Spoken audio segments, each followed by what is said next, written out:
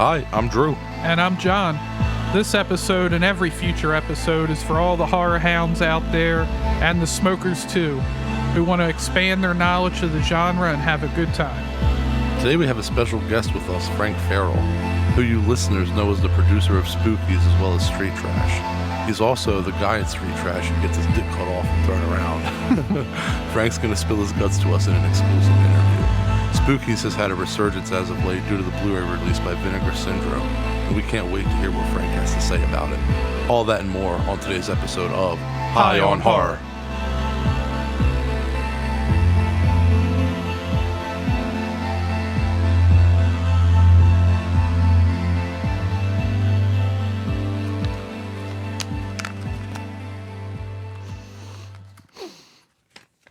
Oh, you got that rainbow belch, John, huh? Yeah, today we're gonna smoke rainbow belts. It's a hybrid, and it's mostly meant to relax you, and it kind of tastes like berries. So I'm gonna spark us up, John. Why don't you tell us what we got going on in horror history this week? This week in horror history. Well, this week we have a Halloween anniversary. Not one of the best ones. It's the 19th anniversary of Halloween Resurrection. I actually paid to see this in theaters back in high school. I was so excited to see a new Halloween on the big screen. I hadn't seen one since I was younger. It was Halloween H2O. Man, was I fucking disappointed. Busta Rhymes out here as Freddy, over here piecing Michael up and ended it with a goddamn roundhouse. And, he knows all this martial arts, because he just watches movies. And also, how in the hell are you going to name a main character in a Halloween movie Freddy? I know it's spelled different, but come on. Really? Well, I definitely agree with you. And basically everything you said, I've come to love Halloween Resurrection, I love all the Halloween films, for one reason or another, or one way or another, the good ones and the bad ones are both embraced by me at this point. I find them all enjoyable to an extent. Even though I'm forgiving of the bad sequels, you can clearly see that the series has about 3 really good films. For me, the original, Halloween H2O, and 2018. 2018 replaced Halloween 2 for my top 3. Anyway, I do enjoy Resurrection. It is clearly a step down from the better films in the series, but it is fun, and you do get to see Michael Myers fuck people up. I don't mind the mask in that film either. How do you feel about the mask? I like the mask. It's one of the better ones. H2O, Part 5 are terrible. I know you don't like Part 6. I don't mind Part 6. But with Resurrection, I also got to say there's really no likable characters outside of maybe Deckard, who's portrayed by Ryan Merriman.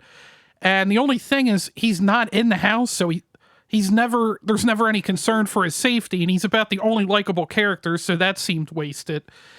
The 2 positives that I can take from the film, the opening is incredible with the one mental patient. It's just reading off Michael's kill list and he's talking about other serial killers. And the other one is it's really ahead of its time in terms of using live streaming as a premise for the movie. I mean, live streaming wasn't even really a thing in the early 2000s or, honestly, for about another decade, it wasn't even a thing. And all the warts that this movie has, it's still better than any Halloween movie that Rob Zombie put out. Well, you know what? Here's the thing, dude. Yes, the movie sucks, but here's my point. Michael never fucking went to space. I'd rather see Michael get his ass kicked by a rapper than see him fucking go to space. Thank God the Halloween series somehow avoided space. I mean, there are some terrible films in it, but the whole series as a whole avoided space and that whole cliche. I mean, Leprechaun did it, Hellraiser did it, Jason did it, so Halloween never quite jumped the shark with that one. But, fun fact though, Rick Rosenthal, who directed Resurrection, also directed Halloween 2. And up until David Gordon Green, who did Halloween 2018, Halloween Kills, and Halloween Ends, Rick was the only person to direct more than one Halloween film in the series, unless you count the directing John Carpenter did on Halloween 2. Carpenter kind of did like a film and a half in the series. Going back to touch on talking about Michael not going to space, to defend Jason X, it has a more memorable kill than any of the ones from Halloween Resurrection. I can agree with that, but when I look at Michael in Resurrection, that's Michael Myers. When I look at that fucking metal mask and shit, that's not Jason. You don't like the fact he looks like the old logo from the Anaheim Mighty Ducks? No, I mean, I know Kane Hodder loves that mask, and I know, it's a lot of people like that look, and that's cool. I think the movie's fun as a whole to enjoy, but if I'm watching it to actually watch a good movie and criticize it, I have nothing but things I can pick out about it, like pick apart with it, like it's enjoyable because it's bad. If I were actually reviewing it, it would not get a good review. That's fair. Yeah. You got me on that one. I would take Halloween Resurrection definitely over Jason X anytime. And with that said, let's move on to our Puff Puff Ass.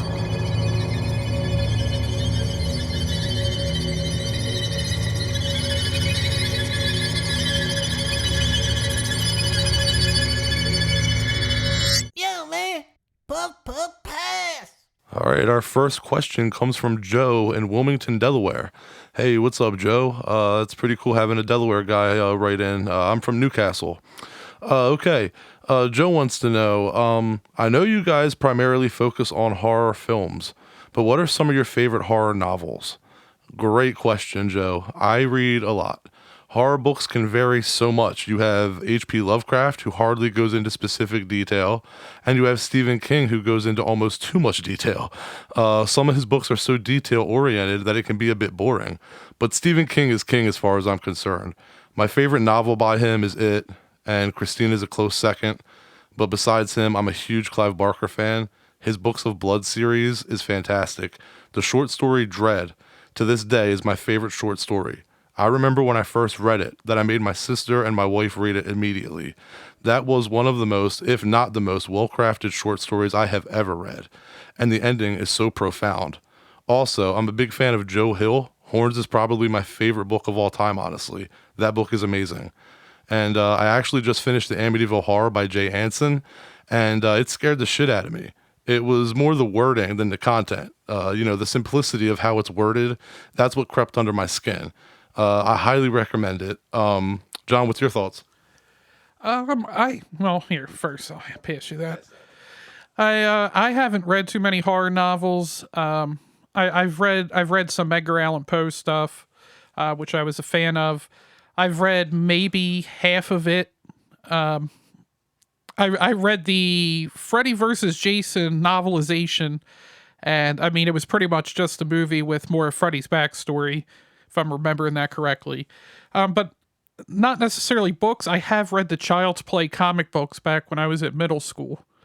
But other than that, yeah, I would have to defer to you on books. My attention span is way too short.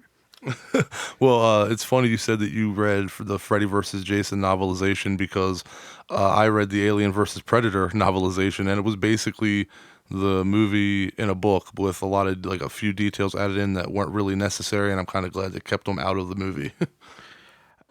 Yeah, it feels like a lot of those film ones, from what I've seen, are just pretty much cash grabs. They just get somebody to transcribe the movie into a book. Yeah, the most recent example of this is Godzilla vs. Kong. I do not know the author off the top of my head, nor do I plan to read the book, but I just see a lot of people online, saying how, there's scenes added in and the mythology's changed and stuff like that, or there's things added, and I'm just not a fan of that stuff. I don't find that canon at all. Yeah, so we'll move on here to our second question from James from Mount Vernon, Maine. He wants to know if we've visited any iconic horror landmarks or any filming locations. Myself, I've been to the Stanley Hotel, which was the filming location of Stephen King's miniseries, The Shining. The tour, I highly recommend the tour there. It's well worth the admission, and there's some good stories about King staying there, because he actually stayed at the hotel on chance because him and his wife were supposed to go up to another hotel, but the snowstorm was so bad that they just stopped at the first hotel. And actually, from what they said, his novel helped save the hotel because they were planning to bulldoze it and turn it into condos. But because of his book, they were able to get National Historic Landmark status. And I've also been to the Colonial Theater, which is located in Phoenixville, Pennsylvania. was the shooting location of the original The Blob from 1955. I actually went there to go see, if anybody's familiar with Angry Video Game Nerd, when he was premiering his movie. He did an event there. He's big into horror as well. He was doing an event to promote the trailer for his movie. That's off the top of my head. That's the only two places I can think of. Have you been anywhere, Drew? I have not, unfortunately. I've lived a very boring life. I went to Vegas in like 2005, and that's about my extent of traveling expertise. It's something that I do plan to do, though. Even for this podcast, we're discussing going to filming locations and doing episodes. So hopefully someday, I think that's amazing that, you got to go to the Stanley Hotel and to the theater that the Blob was at. That's awesome, dude. Hopefully I can do something like that one day. All of you listeners out there, if you have any questions for us, reach out via Instagram or Facebook or email. Now it's time to get into our discussion/review of Spookies. Spookies debuted in France 35 years ago, but it didn't make its debut in the US until 2 years later in 1988. Spookies involves a group of young people and some random old head that is with them for some reason who get into big trouble when they decide to explore a ramshackle mansion. They believe that the place is empty, but soon they discover they're wrong. Of course, we've seen a haunted house movie before, but if you see one where a wicked sorcerer has been Bill Cosby and some woman for 60 years via black magic, using that and human sacrifice, he tries and awaken his comatose bride. He's super fucking close to succeeding and only needs a few more sacrifices. Of course, these morons show up at just the right time. He sends out his zombies to welcome them and bring them back. Will creepy Prince Charming be reunited with his unwilling bride, or will our group survive the night? Well put, man. Well put. All right, so typically, I write up like a little blurb here or a little review here, but Spookies is the exception to that rule. I did not write anything up. I don't know how to review it without being biased, honestly. To you listeners out there, I grew up in a broken home, and finding Spookies and watching it countless times on VHS pulled me from some dark places. It wasn't until many years later that I discovered what a mess it is, honestly. As a kid, especially when you're using horror as an escape, all I saw was, a Grim Reaper, a Spider Woman, a creepy old man, and a crazy demon lizard. That stuff. The continuity and the cohesiveness of it never occurred to me. Then I bought it on bootleg at a convention a few years ago, and it dawned on me how confusing the plot is. Then, once you know the story behind Spookies and how it is literally two different half movies melded into one, Spookies was originally titled Twisted Souls, but was overtaken by financer Michael Lee and a new director, Eugenie Joseph, a former porn star turned director who knew nothing about making movies or the horror genre. What we get is the footage filmed for Twisted Souls, and then new footage with new characters directed by Eugenie Joseph, who thought that by adding new plot details and new characters into the film that it would save the film. What transpired couldn't be further from saving the film. The film was released under the title Spookies and quickly vanished into VHS oblivion, only to get recovered over 30 years later and restored by Vinegar Syndrome.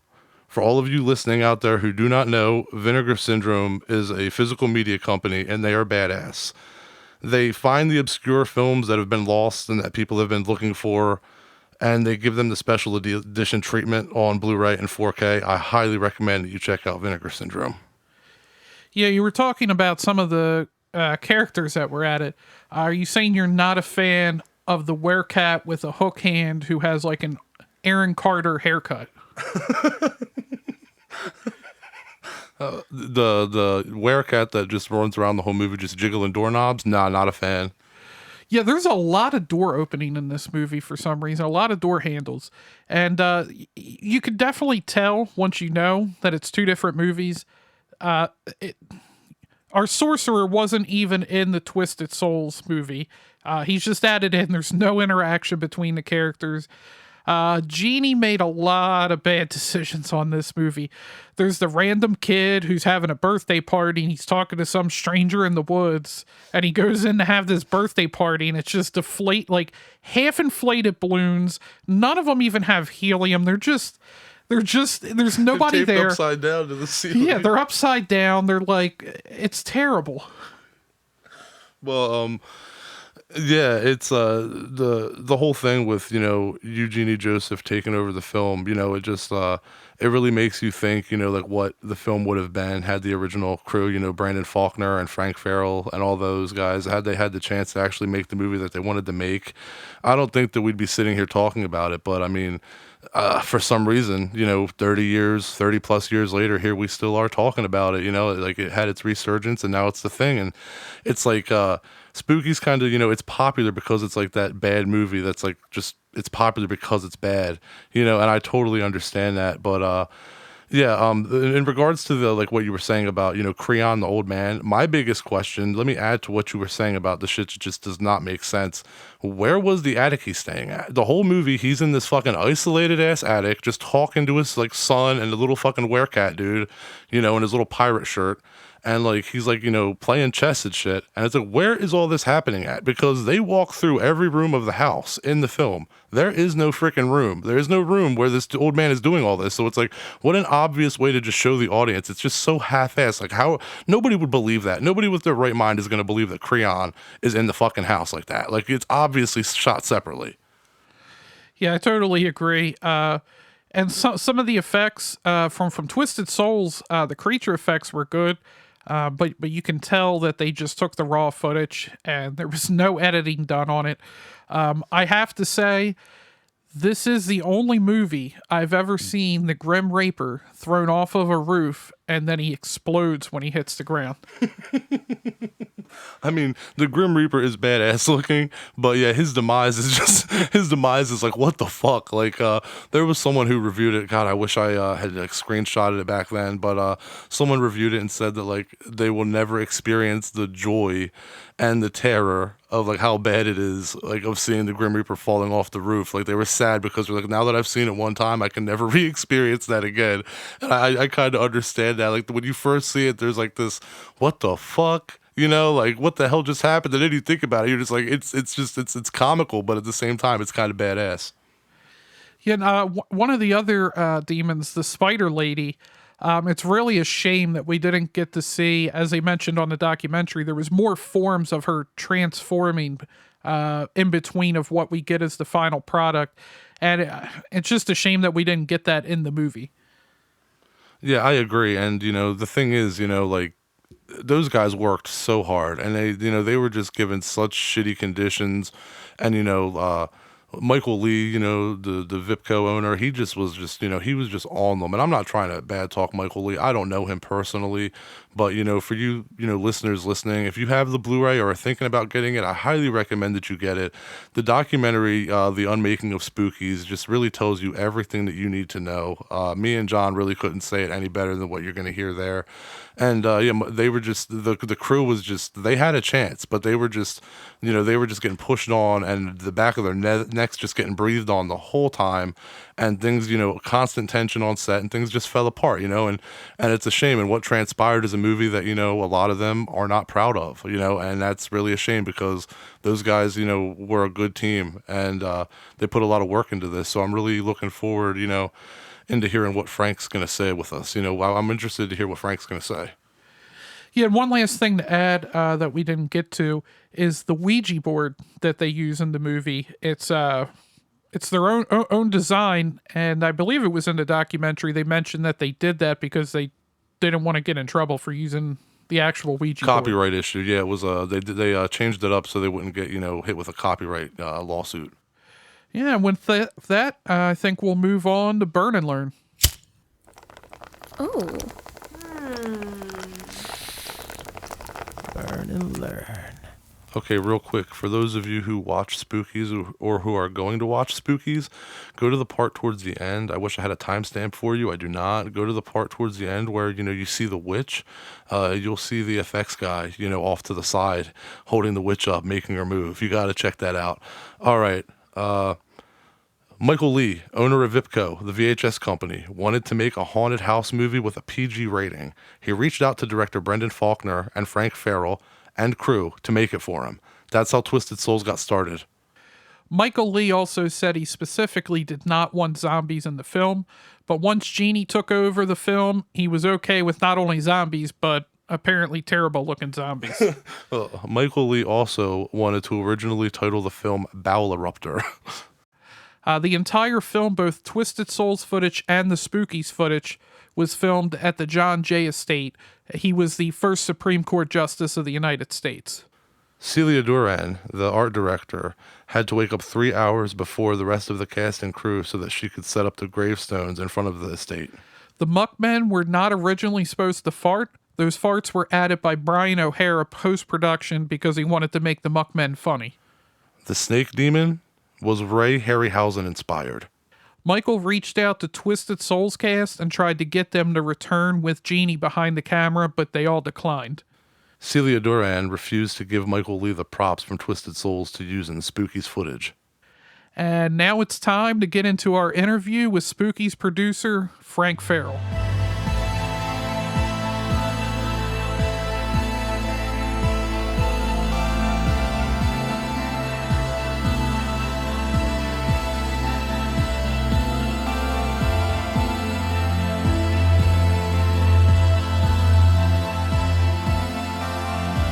You may or may not have heard of Spookies, but we all know Street Trash. Our guest today is the producer of both of those films. He was originally chief producer and executive in charge of production for Spookies, but his proper credit is missing from the final print. He played the Seltzer zombie, the zombie getting sprayed by seltzer water in George Romero's Dawn of the Dead, and he gets his dick cut off in Street Trash. Welcome, Frank. Thank you for being on High on Horror. Thank you very much for having me on. I appreciate it. This is one of your early shows, from what I know. So I'm among your first guests. Yes, this will end up being our third episode, and we definitely appreciate you being on with us. And with Spookies, I know you weren't a part of filming that, but the birthday party scene in the beginning, do you think that has to be about the saddest looking birthday party in cinema history? I find the whole concept pretty sad. That it seems like a really lame idea. They as you know, people. Our film, we made a film. We had a major difference of opinion with the financial backer, and we wound up having the film taken over by other people who decided to scrap our footage. I think so they could claim a directing credit and put in a new framing story. But yes, that's part of the framing story, and I don't get it myself. It just comes. It's really pretty lame to begin with. It's done in a way that nobody in those scenes behaves like any human being that you may have actually seen anywhere. The kid is then buried alive and never seen again, which is also inexplicable. Was there anything that the other film crew filmed that you actually enjoy from Spookies? I would have to say only on the level of being so bad that it's funny. There's a lot of stuff that I find like for me, the low point of the entire movie is where the woman, the bride of Creon, is running at the end, and zombies are chasing her, and a zombie pops up and says, "Mama," and once again, what can I say? Now, for some of your part from the Twisted Souls part of it, how did Peter end up with all these young people? Was he having some kind of inappropriate student-teacher relationship with Megan?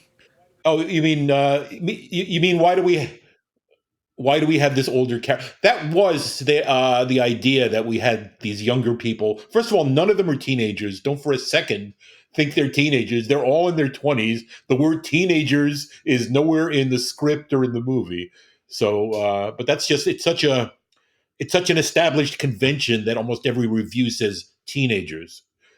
So I don't know how much I can do about that. But the reason they're together is we had assumed that they were sort of a couple that was maybe 20 years apart, And that was the whole tension that was supposed to be going on, was that this older guy was being made to feel very uncomfortable with these younger people who were also uncomfortable. And you see some of that in the film as it is, but at the same time, it was more stated so that people wouldn't be asking questions like the one you just asked.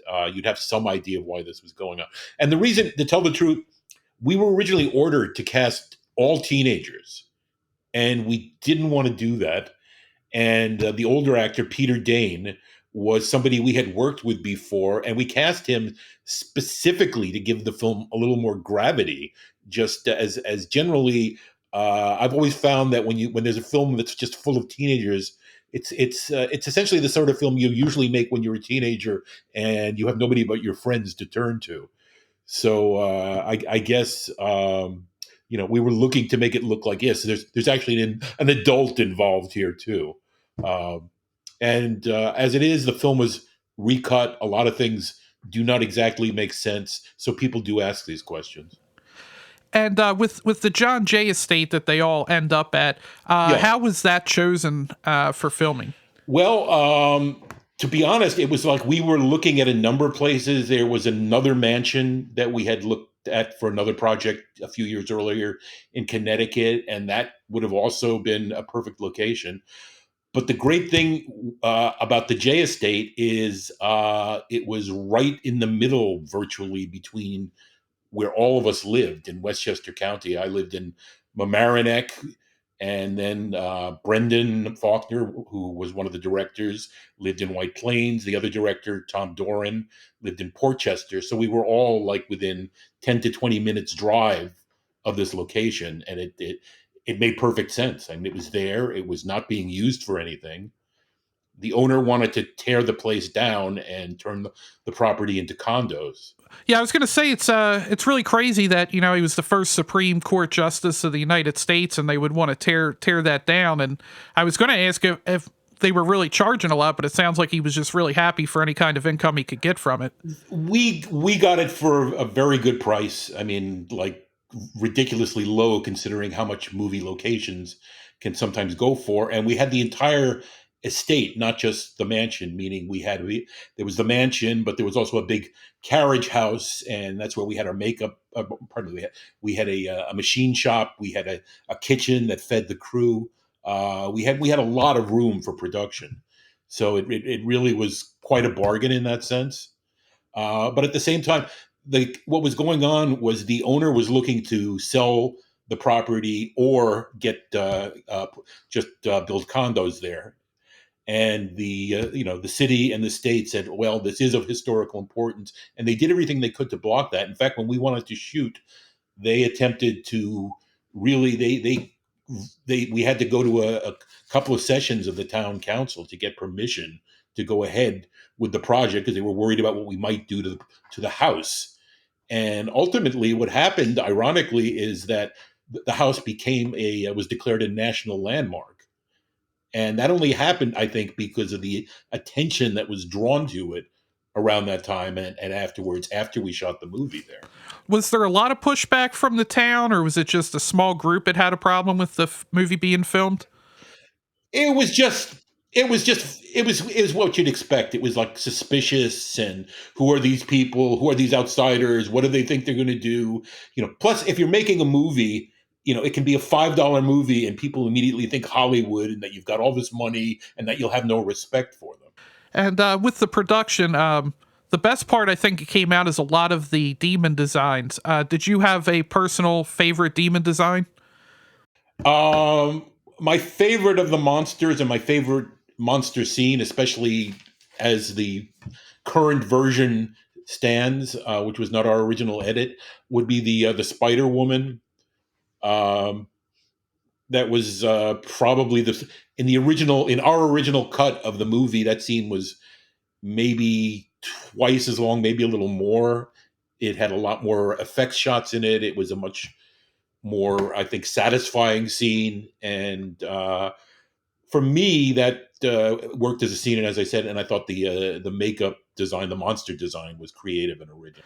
And if I remember correctly from the documentary, The Unmaking of Spookies, there was more there was more than what we saw with the Spider Lady. There was like 4 or 5 different transformations.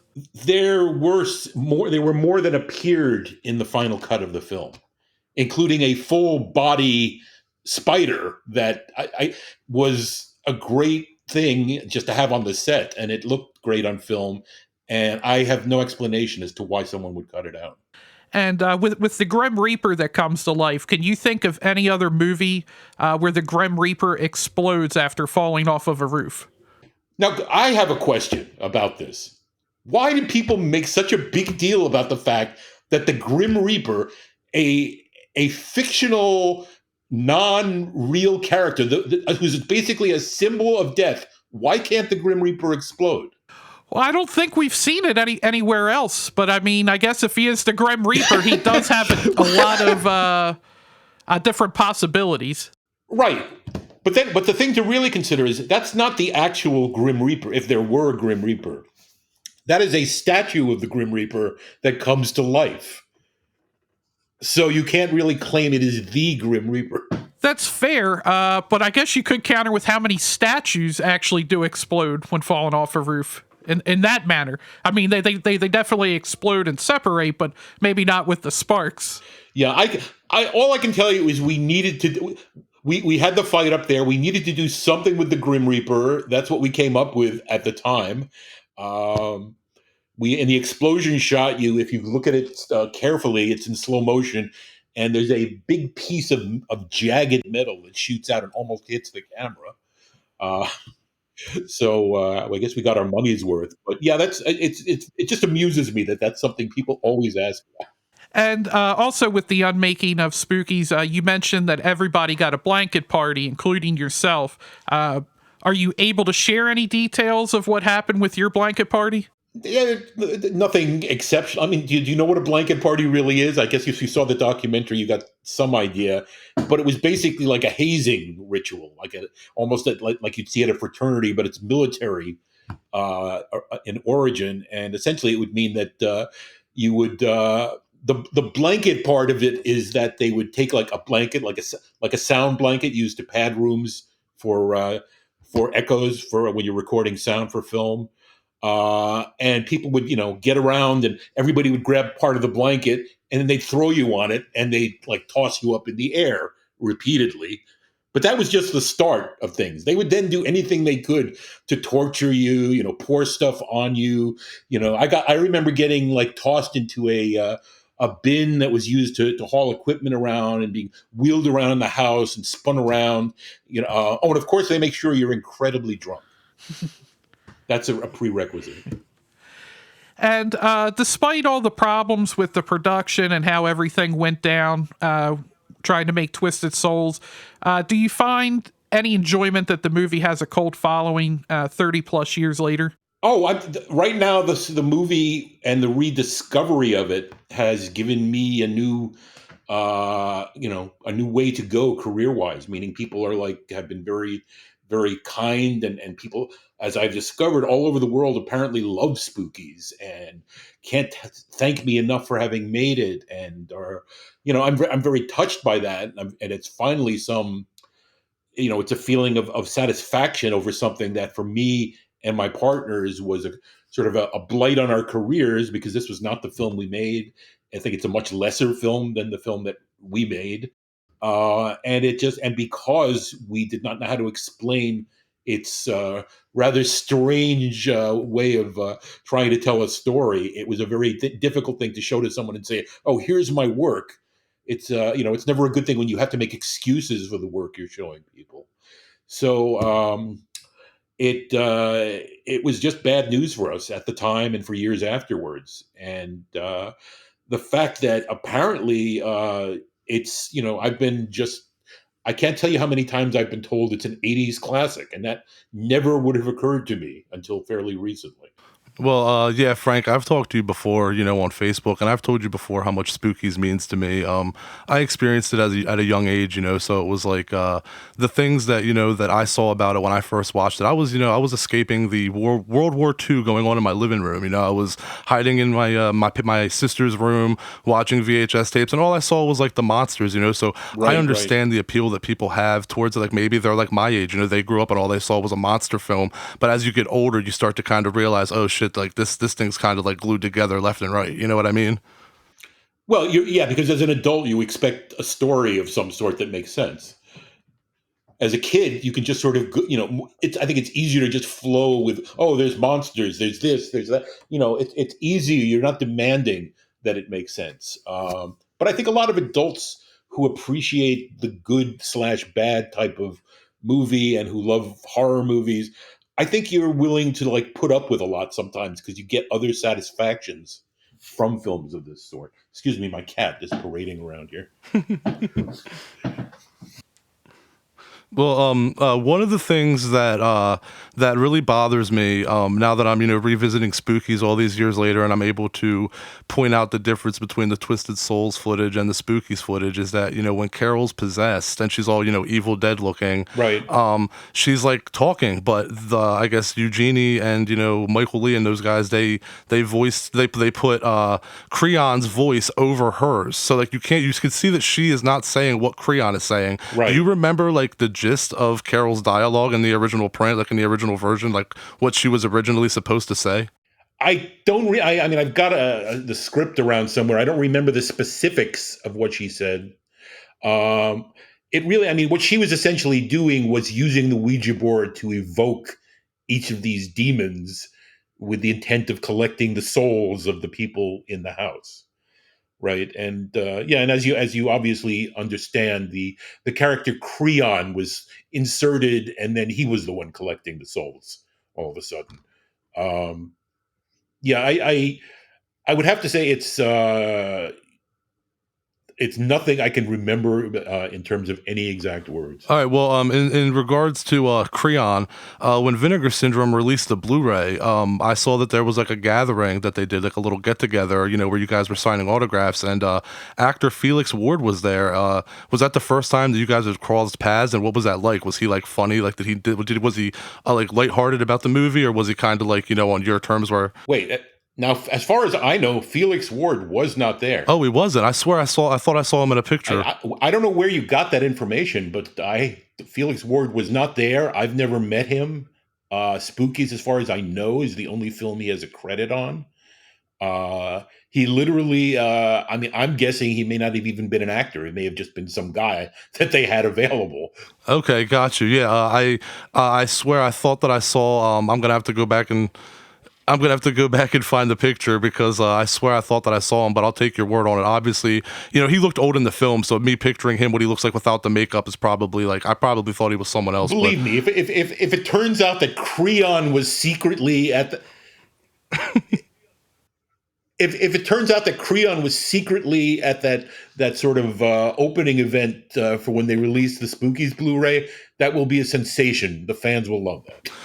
well, I had spoken with you on Facebook before, and one of our discussions, you had told me that the footage that was used from Twisted Souls that they put into Spookies, that footage that they took from you, that wasn't even properly edited. So, like the lizard attack scene, for example, like there's a scene where it's getting stabbed in the shoulder, and then in the next frame, it's not wounded yet, and it's like you can kind of see the editing flaws.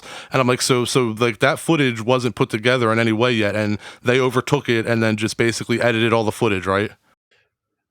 Nothing in the film as you now know it is cut the way that none of our scenes, I mean, there's plenty cut out, but anything that remains, nothing is cut the way it was intended to be cut. Not one shot that connects to another shot is there in the sense that it was intended to be done. Wow. I mean, it's simple things like in some of the opening scenes when they first get to the house, there were like wide shots where there were takes of certain scenes where they were single takes, and the camera moved all over the place, and we spent a lot of time setting up the shots. And now in the existing film, it's all close shots, and they cut to each other. So the intention there is completely lost. Strangely, the monster scenes are almost all far shorter than Okay, intended. okay. Yeah, I was just gonna wonder, do you can you enjoy Spookies baked? I know you're pro cannabis. Do you find yourself being able to enjoy it while you're intoxicated under the devil's lettuce? I don't think it will. I don't think it helps or hinders. I mean, to tell the truth, I for many years had a very difficult time watching the film because it was sort of universally panned. Myself and my friends, my partners, we made the original film, but we were so disgusted with it, we pretty much detested the film for years and could find nothing positive in it because nothing positive came to us. But in recent years, prior to the Blu-ray release, but sort of embodied with the Blu-ray because that made it accessible to people. Plus, it had a feature-length documentary about what actually happened during production, and so that cleared up a lot for anybody who knew the film. Um, I found that I am able to enjoy the film now with an audience because an audience. I see it. Understand something. I had seen the movie prior to seeing it fairly recently. I saw it in a theater once in Times Square with virtually no audience there, and that was the only time I saw it on a big screen in an actual movie theater. I mean, I saw a rough cut on a projected, but this was the only version of the finished film, and I never saw it again on a big screen until I saw it at the Alamo Draft House in Brooklyn, and saw it with an audience of like a couple of hundred people who loved it. And so try and understand that this went from being like something I didn't even want to admit I had been involved with to something where people, are now gushing over it and they have an obvious affection and attachment to it. And I mean, the point is for me that I think the thing that people most appreciate about the film, aside from the fact that it's kind of ridiculous and fun in that way, is the monsters, is the overall production. I mean, I think we gave it atmosphere. I think we tried on all those counts, and I think we succeeded in our original version. But some of that remains, and some of that I think still works for people. And to tell the truth, I mean, most reviews of the films, even the poor ones, will make a point to say, "Oh, but the special effects are great,"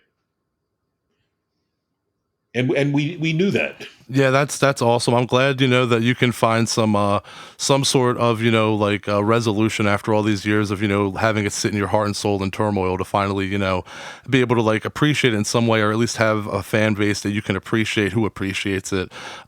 So back to the marijuana. What's your favorite strain, and how often do you smoke?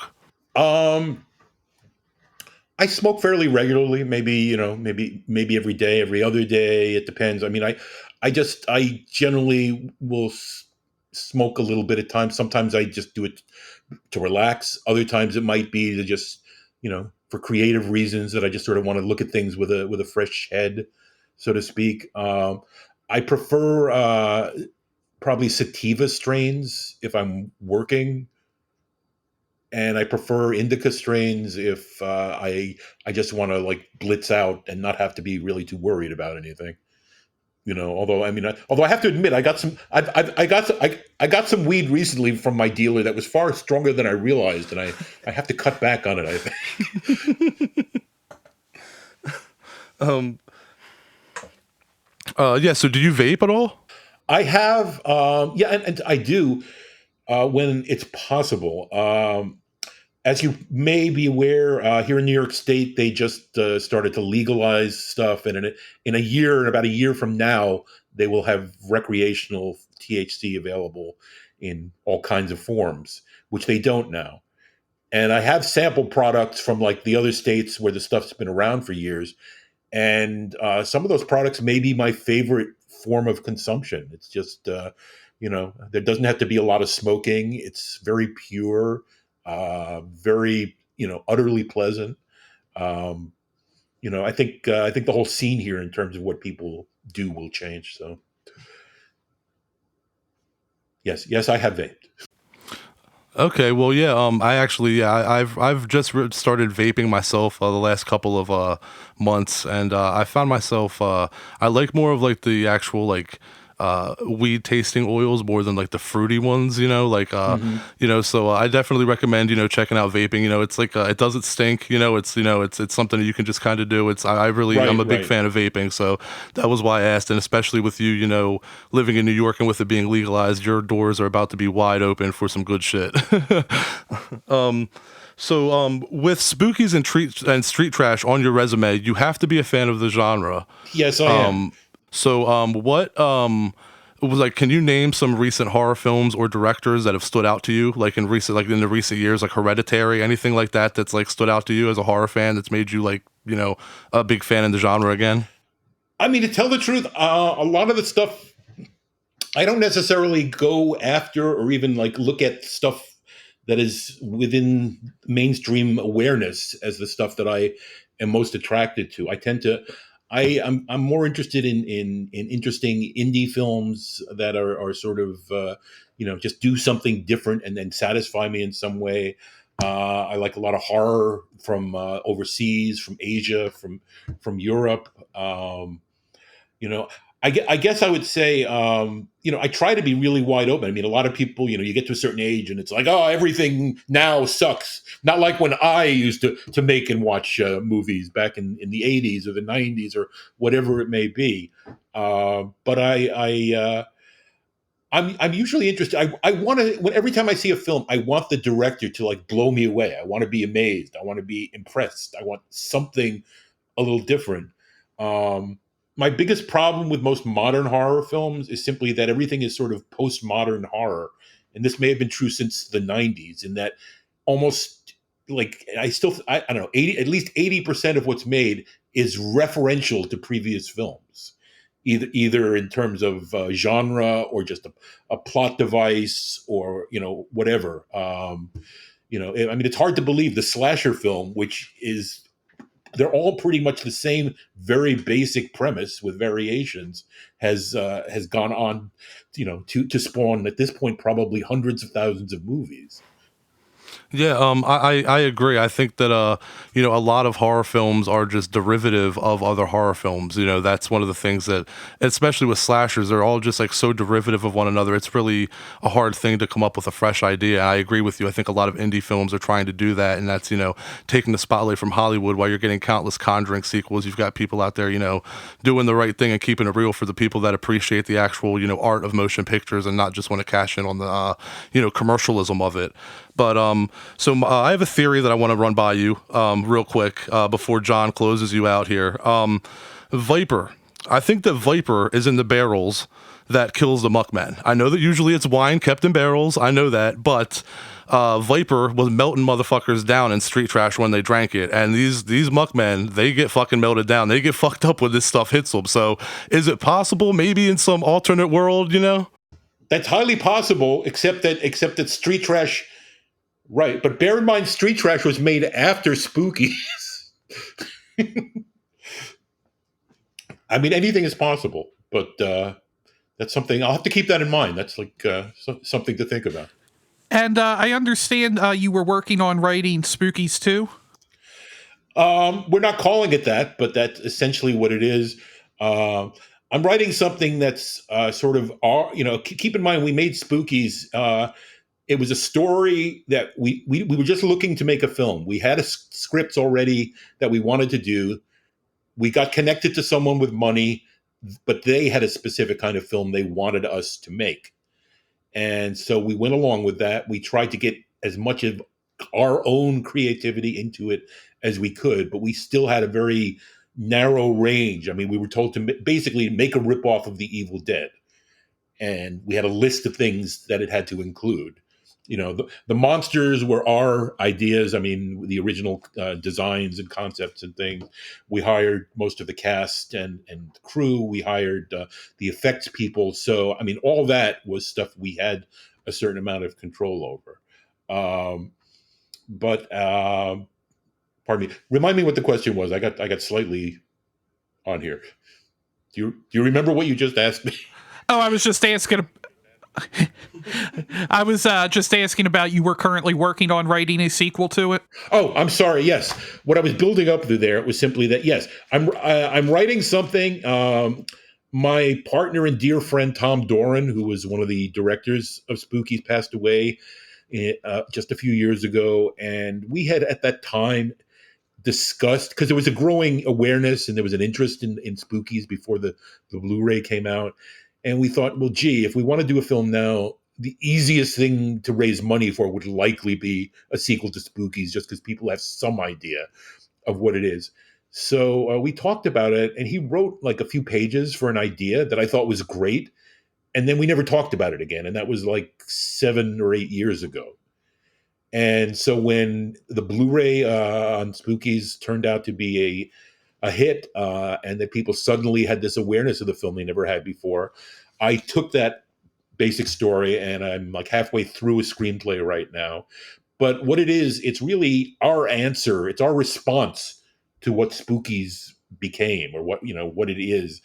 Meaning it's an attempt to do something ambitious that actually has some qualities of a real movie. Like, I mean, it has, there's attention paid to story. There are themes. There are characters, and I think if I can pull off what I'm trying to do, I think it should be something that makes everybody happy. I think it's far beyond what any Spookies fan might be expecting. Well, yeah, I mean, if it has any kind of coherent story, it would definitely be better than what they did with your guys' version of Twisted Souls. It's got a very complex story. And I understand that 101 Films is doing a Blu-ray release in the UK of Spookies. They just came out with that, not long ago. I think it was back in April. That was the second Blu-ray edition of Spookies that's come out. It's similar to the one released in the USA. It has some different extras, and there's a new commentary track that's on that, and a booklet. So so they gave it a new presentation, and I mean, there are other people who have talked about bringing editions out in other parts of Europe and that sort of thing. So I think the film will continue to get out there and be around. Plus, as I guess maybe that Joe Bob Briggs did us about a month ago, and Spookies was on the last drive-in, and that helped to raise its profile, because a lot of people who watch that show are not necessarily that aware of horror the way some fans are. And where could people find you on social media? And did you have any kind of events coming up? I don't. I'm basically just sort of playing hermit, as I have for the past few months. I'm trying to write the script, and then my next mission will be to get it out there and see what kind of money we can raise. The best place to look for me is on Facebook. I am on Facebook almost all day and night while I'm doing anything else I have to do. And I would say, I love fans. I mostly, when I can, I like to talk to people. I love if people want to communicate with me. That's certainly welcome. As I said before, it was such a thrill to me to finally see the film in front of an audience that was so delighted with it, that it gave me a pleasure that I had never been able to have with the film previously. And so when people tell me that they like the film, or they appreciate it, or they have some personal connection, that means a great deal to me. It's because that's what any filmmaker wants. You want people to be able to see your work and be affected by it, hopefully in some positive way. Well, we definitely appreciate you coming on with us today to talk about Spookies. And hopefully when you get that script done and we get the movie made, we can talk to you again about that. I'd be happy to do that, and I thank you guys for having me on. It was fun, and as I said, I've enjoyed your show. I've seen an episode, and I wish you guys the best of luck with it, with your podcast. Thank you. We truly appreciate it, and we'll talk to you soon. Terrific. All right, excellent. See you soon, guys. We appreciate you, Frank. Thanks.